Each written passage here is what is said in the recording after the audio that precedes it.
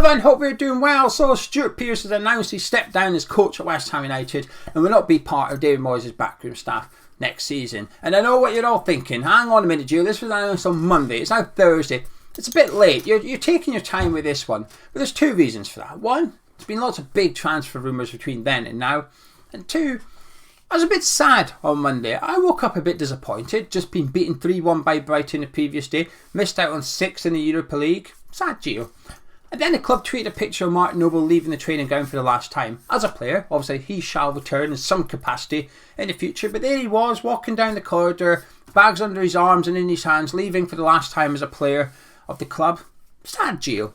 And then bam, they hit you with a third one. Stuart Pearce is stepping down. And it feels like bad news. It feels like a blow to David Moyes and to West Ham as well, actually, because he's been part of a successful team.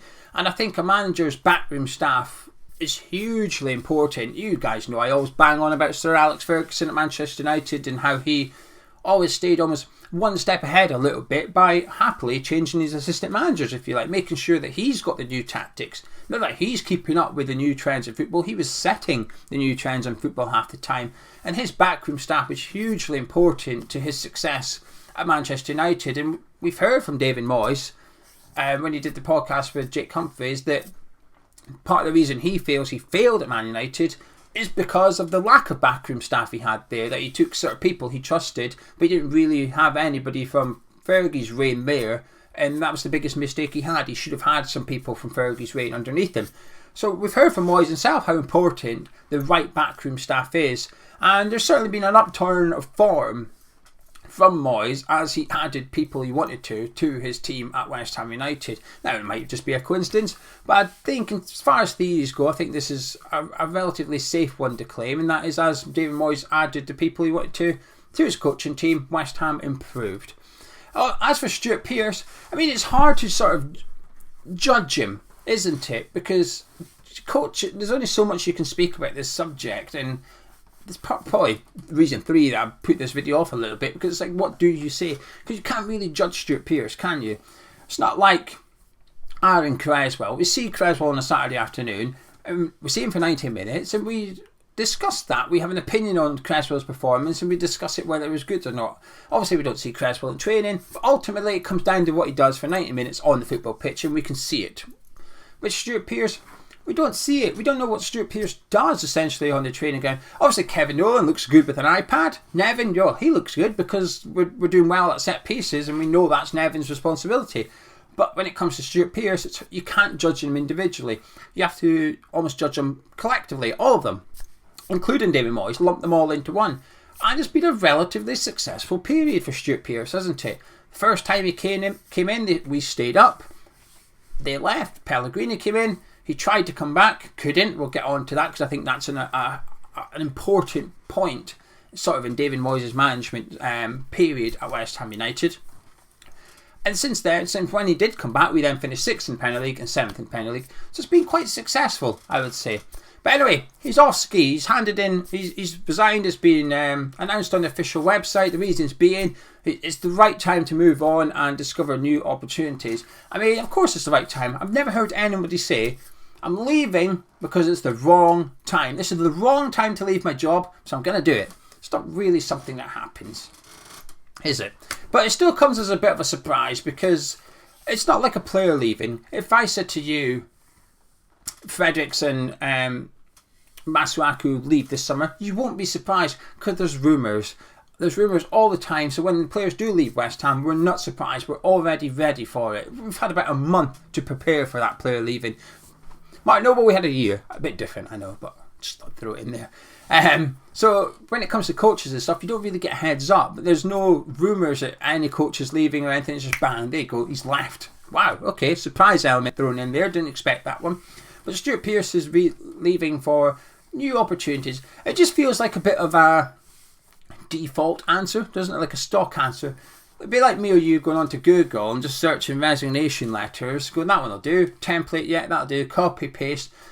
Please insert your personal information into paragraphs 1, 3 and 4. There you go. Alright, okay, yeah, do that. Yeah, put my name in there. Yep. Print it off, get it to your boss. Your boss is reading it going, did you write this? Yeah, I wrote that myself, mate. Are you sure? Because it says here, you're going to return the company's cell phone and you've also got receipts that can be reimbursed for filling up your car with gasoline. Yeah. It just sounds a bit American, that's all. No, that's how I speak. I don't call it petrol, I call it gasoline. Right? Can you give me my money? It's a bit of a default answer. Now, we've been led to believe since then he's actually leaving for family reasons, he's getting married later this year, and I'm sure he'll end up in a new job, possibly even next season as well, because his CV at the minute, in terms of a coach, is looking quite good for reasons already stated, isn't it? Good luck to him. Wish him all the best. I thank him for what he's done at West Ham, because he's been a big part of our involvement at West Ham United, if you like. Anyway, before we get on to a couple more things regarding Stuart Pearce, this video is sponsored by the OneFootball app, and it's the best place to keep up to date with all your latest West Ham news. This is where I've seen it. I've seen West Ham tweet that Stuart Pearce had left, and within 2 minutes it was on the OneFootball app. I was getting a notification from them as well. But at the minute it's just littered with all the best transfer rumours regarding West Ham United. They do their best to filter out the ones that you need to know. And the best thing is, you only see what you want to see. You only see stuff for West Ham, nothing else. International break coming. I say international break, it's not a break, is it? The season's finished. International period. Big games coming up. Obviously, Jared Bowen in the England team, Declan Rice in the England team, Ben Johnson under 21s, other players called up for their countries as well. So you can keep up to date with your country on the OneFootball app too. It's not just Premier League, it's everything. Everything is on there. If you're a football fan, you need this football app. And guess what? It's completely free. The link is in the description and the pinned comments of this video. So please get it downloaded to your device.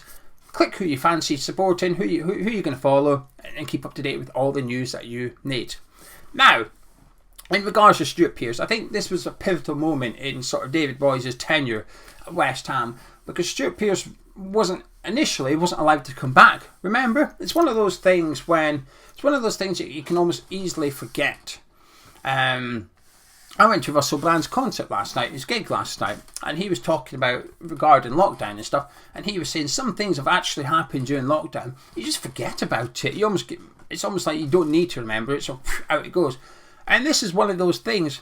Then when David Moyes came back in 2020, when he replaced Pellegrini, Stuart Pearce initially wasn't allowed to come back, was he? Because he'd spoken out previously about the board. So when Moyes and Stuart Pearce weren't retained after their first appointment at the club, Stuart Pearce was quite outspoken about the owners of West Ham United. He wasn't too happy with them.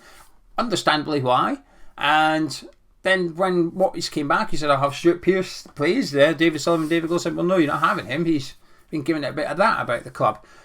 Again, I half get it. I do. I understand why the club wouldn't want somebody as outspoken against the club to come in.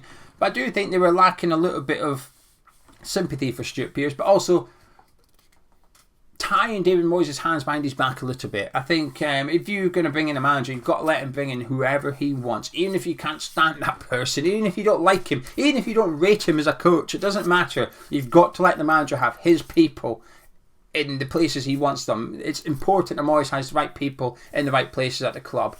And so for the first few months, up until the end of that season, we didn't have Stuart Pearce. He came back in the summer of 2020, and I think it was pivotal. It was almost like the first time Moyes won a bit of a power play with the club. Now I'm sure there was a bit of negotiation and stuff in there, and obviously since then Pearce had been on TalkSport again, where he was outspoken the first time, and maybe backtracked a little bit. He sort of praised the sale of Grady Dean Ghana, so on and so forth. But that's understandable, because they're now his employers again, so you've got to butt in it, haven't you? But Moyes getting him back, I thought was quite important actually. But it feels like a bit of a blow, doesn't it? Now, who can come in and replace him? I don't know. Like for the reasons I said, you can't judge Stuart Pearce at the start. You can't really judge coaches, can you? Obviously, there's some coaches out there with really big reputations and CVs, and when we got Rob Newman in, we're all scattering around looking for anything we can get on him, and you're almost getting excited just because he's coming from Manchester City. You're looking for his track record at scouting players. It's hard to find that.